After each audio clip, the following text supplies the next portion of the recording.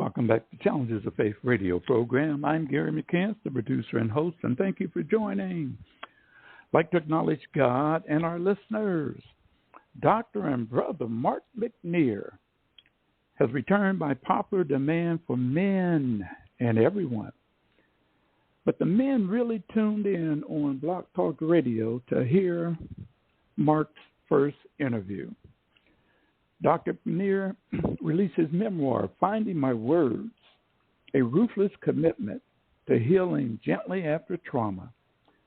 Through Renown Publishing, Mark M. McNear is a licensed clinical social worker and maintains a private practice in New Jersey. With over 30 years of experience in clinical practice, Dr. McNear now focuses on helping those who have had trauma and abuse in their lives, sharing the hopes of healing that he has personally experienced for himself. He's a graduate of Northeastern Bible College, New York University, and Oxford Graduate School.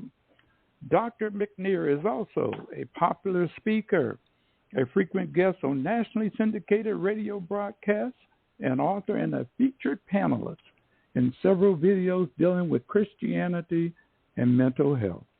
Brother Mark, welcome back to Challenges of Faith radio program. Hi, Gary. How are you? Good, my brother, good. How are you and family? Things are going well. We actually just got back from Wyoming about a couple of weeks ago. I was visiting my daughter, Emily, and my son-in-law, Brandon. Hey, I know you had a good time. I know you did. It was wonderful. All right. Brother Mark, I understand your popular book, Finding My Words, A Ruthless Commitment to Healing Gently After Trauma, a foreword written by Brother Josh McDowell and narrated by Adam G. Smith, is now on Audible. And first and foremost, congratulations. Thank you. Why is it important for your book to be on Audible?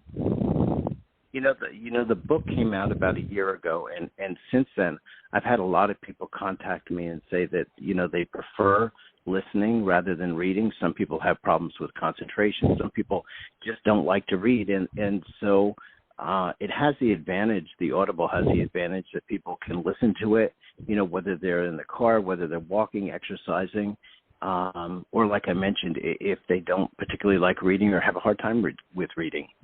Mm-hmm. As a brief recap that men, as well as ladies, but men identify with, your dad told you that you wrecked things, that you was trash and stupid, and that you was a burden. How did you feel, and how does that make anyone emotionally feel? I think for me, Gary, it made me feel really angry. At times I felt rageful.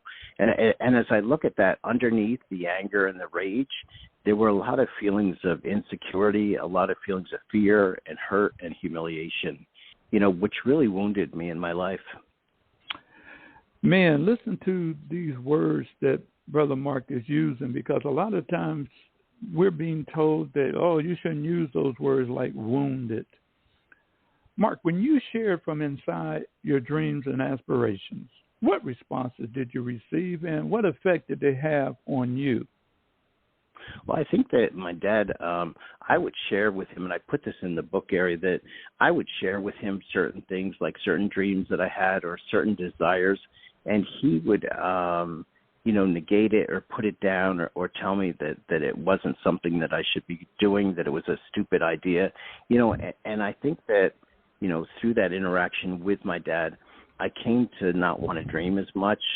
I felt like there was really something wrong with me. I carried, a lot of shame with me. Like, what's the matter with me? Why am I feeling this way, or why am I being treated this way? So, as you know in the story, I ended up with a lot of addictions and a lot of maladaptive behaviors as a result of mistreatment in childhood.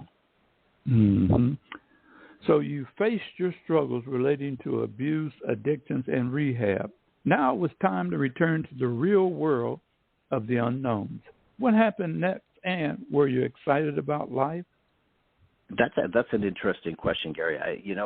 I think that when I first got out of rehab, I was scared to death. I wasn't ready to get out into the world. I was afraid to get back out there, so to speak.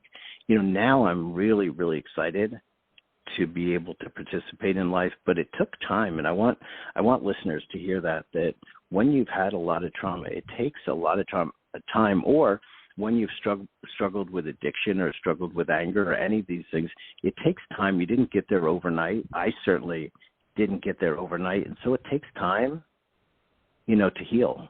And, it took me a good 2 years after rehab to really stabilize it and just to be able to begin the process of healing. Brother Mark, what you're saying is so much, especially we men as parents needing to understand the power that one has with words and how it affects another person. Dr. McNear, what lessons can be learned from experiencing trauma? I have learned some really valuable lessons. One thing is the past is not the past when it shows up in the present. I'll give you a quick example that when I was 4 years old, my dad forced me to eat carrots, and I got really upset, and I ended up vomiting, and I ended up being thrown in the garbage. My dad actually physically picked me up and threw me in the garbage. And, Gary, fast forward, that was 4 years of age. And then when I was 28, I went to a wedding, and there were carrots there on the plate, and I didn't even think about it. And I stabbed into them to take a bite, and I began to gag immediately.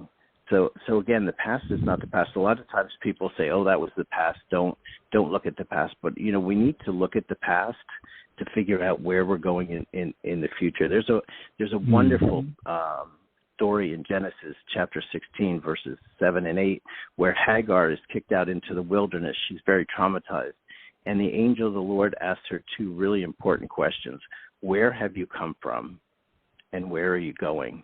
And that idea that a lot of times we can't figure out where we're going until we look at where we've been. Another thing that I've learned is that you can't go it alone, in this healing journey. Paul writes in Galatians chapter 6 and verse 2, bear one another's burdens. And I have been really blessed to have people who have come alongside me and have been able to bear my burdens, and it has been, such a healing journey. Another thing, Gary, is I would always read Psalm 46:10, "Be still and know that I am God," and I had such a hard time with that passage because it was so hard for me to be able to relax. But I've learned that, in order to have a relaxed mind, you need to relax your body. And so that's been one thing that I've done a lot of work with, is just learning how to relax my body through exercise, through taking a hot bath, through coloring, just all of these different things to kind of relax my body. Another big one, when we've come from families where there's been abuse, we carry so much shame with us. We walk around wondering what's the matter with us, like what's wrong with us. And a verse I share often is in Ephesians chapter 2 and verse 10. Paul writes there that we are his masterpiece, created in Christ Jesus to do the good things that he planned for us long ago.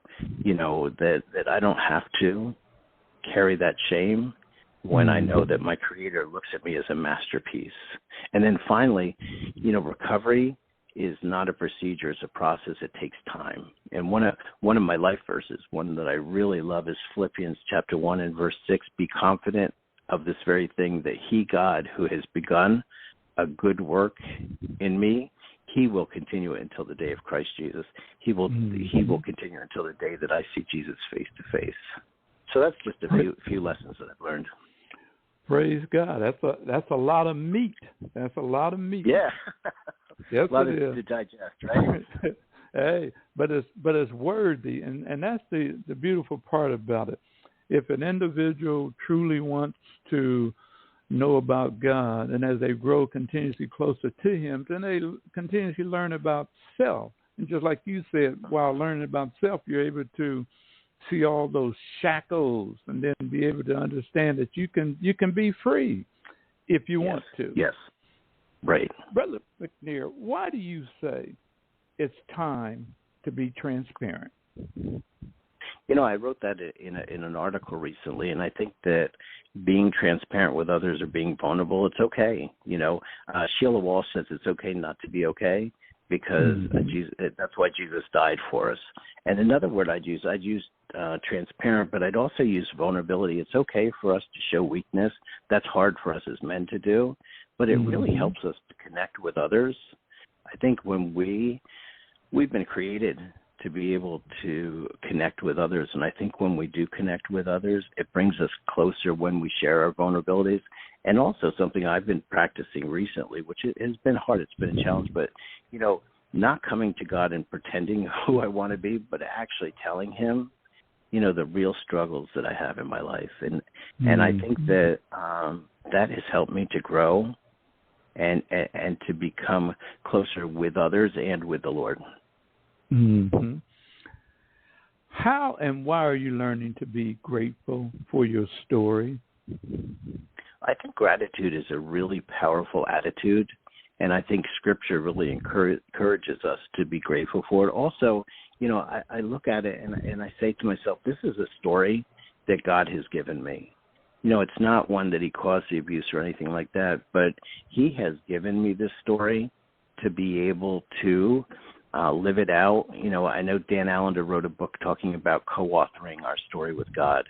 And, when I look at my story and when I can be grateful for it, even for the pain and even for the addictions and the shame and all of those things, it gives me a different perspective. Again, I go back to Ephesians chapter 2 and verse 10. It says in there that, I have been created by him. I'm his masterpiece. And that word masterpiece is the word that we get poem, and it has the idea in that passage that, he is the poet and he's writing a poem with my life, kind of like he's the potter and I'm the clay. Mm-hmm. Mm-hmm. Brother Mark, after all of your trials, God has blessed you to continue sharing your story and his grace and mercy. How is a person defined by God? Well, I think that we're created in the image of God and we're image bearers. I think that's number one. And, we read in our scriptures in chapter 1 of Genesis that we are created in his image and that we are very good. Yes, the fall came, but that doesn't change the fact that we're still image bearers. And I think that, for me, God defines me as the beloved. I'm beloved by God. I have a relationship with Jesus Christ, and I can be assured of the fact that, addictions don't own my story. Abuse doesn't own my story. Shame doesn't own my story, because God is my creator and he's my redeemer. Mm-hmm. And I think a lot of times we as believers, we tend to forget even from the spiritual enemy, our adversary, who want us to stay in the past a different way, in bondage, rather than remembering who we really are, apart from falling down with the right to get up. And I also think that a lot of times we forget that there are human individuals that the adversary uses who may not know the Lord, that he uses that he may not know the Lord, that he uses against believers for the devil's purposes.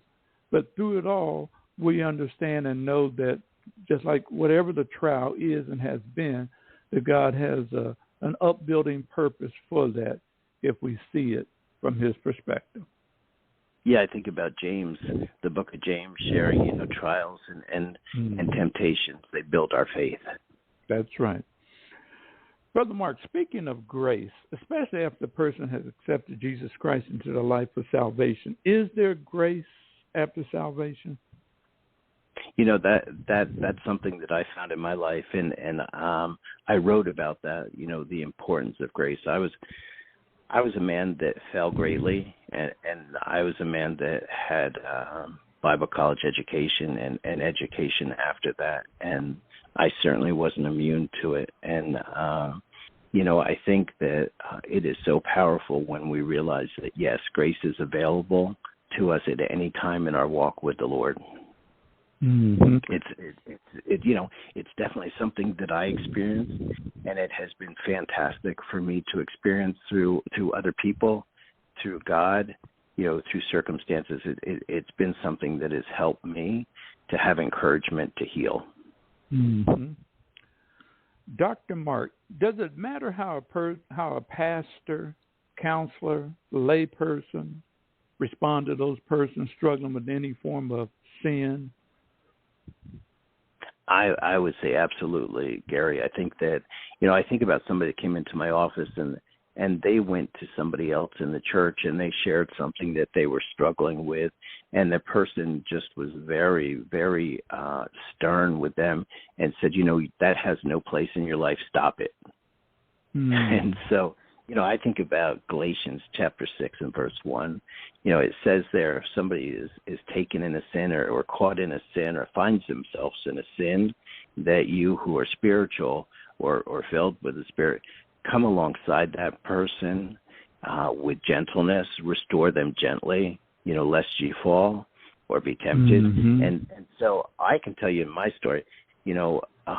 I was so discouraged and so full of shame, so full of guilt. I needed people to approach my story with grace, kind of like, when we read in Luke about the prodigal son, that God came running to him. Mm-hmm. The prodigal son had this whole speech prepared, and God wasn't interested in hearing it. The father wasn't interested in hearing it. He was interested in throwing a party for him. Mm-hmm. And so I think that when we approach others, and in that area of them confessing, I think we're on holy ground. I think it's a sacred place that we have to, first of all, hold that stuff confidentially, but also show them the grace that we feel that we would need to have if we were in that situation, because we're only one step away from it, any of us. That's right. I'm reminded of the individual who happened to have been religious. He took his face and looked up to God and pounded his chest, paraphrasing, and he wanted to thank God he was not like this person was that person. Exactly. Yes. But he was, and he is, and he needed to know that, as we do. You really answered my next question. What do you mean when you say Christians need safe people? Yeah, I think that for me, and this has been my journey and my walk areas, I have experienced so many safe people, and safe people, don't roll their eyes at you. They don't sigh. They're not critical of you, but they come alongside of you, and they help you to bear the shame that you're feeling, being able to just share with them the things that you're struggling with. I think that from my first days in rehab on through, I have had so many, and I'm really, really thankful to the Lord for it, had so many people come alongside me who were really safe people who said, I know how hard this is, or I know this is going to take time, or you know what, I'm here for you. Weren't concerned about relapses, weren't concerned about, trying to micromanage my behavior, but I really felt like they were concerned for me as an individual and valued me as an individual. And that was so good for me to be able to grow and to be able to heal, as I said, from my woundedness. Mm-hmm. Brother Mark, how will a person respond to care, love, and grace? I thought about that, and I think that is a great question, because, there's going to be a majority of people that really do well with that. And then there's going to be some people that aren't used to it. And so they're going to struggle with your sincerity. I think that the important thing to realize for us as people who want to care for other people is, we're called to care. We're called to love. We're called to show grace. We're called to show the fruit of the Spirit. And so, it might just be aware that it might be hard for certain people to accept when they haven't accepted it in their life. Mm-hmm. And, you said something very important just then, because what you were outlined was the fact that, just like we just talked about the previous question, 2 questions ago, that if a person has been wounded and in need of healing and comfort and care, goes to a pastor or counselor, whomever, and they're receiving indifferent to their wounds, then this person who now comes to them caring, loving, but with a grace, that individual would be hesitant because they wouldn't be used to that type of person. Would that be safe? That's so true. Yeah, there's so many people that come to me and they'll say to me, I don't feel safe after talking with the last person that I talked to. It's going to take me time to feel safe with you. And, I say to them, take your time. It takes time to heal. But absolutely, the previous encounters that we've had with people certainly impact us either in a positive way or, like you're saying, in a negative way. And trust goes away when we feel like we're not being heard or the person is not being safe or the person is not, kind of entering the story with open arms. Mm-hmm.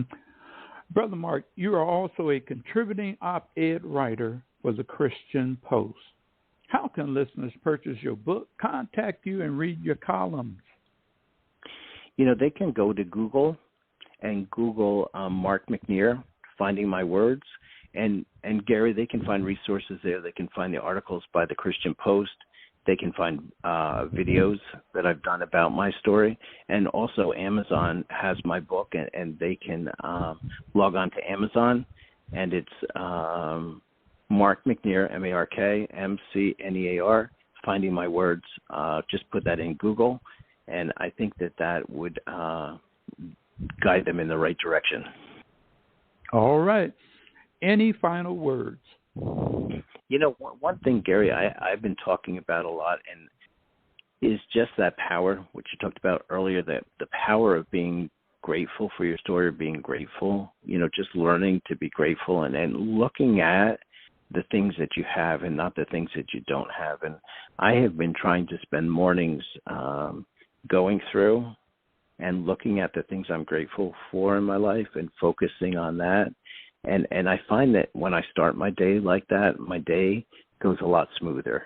So I would just encourage the listeners to kind of, whether they make a list or whether they make a list in their mind or whether they speak it out loud or put it on social media, whatever they want to do, whatever's best for them, just to be able to kind of grasp that idea of gratitude and look at the things that the Lord has given them in their life.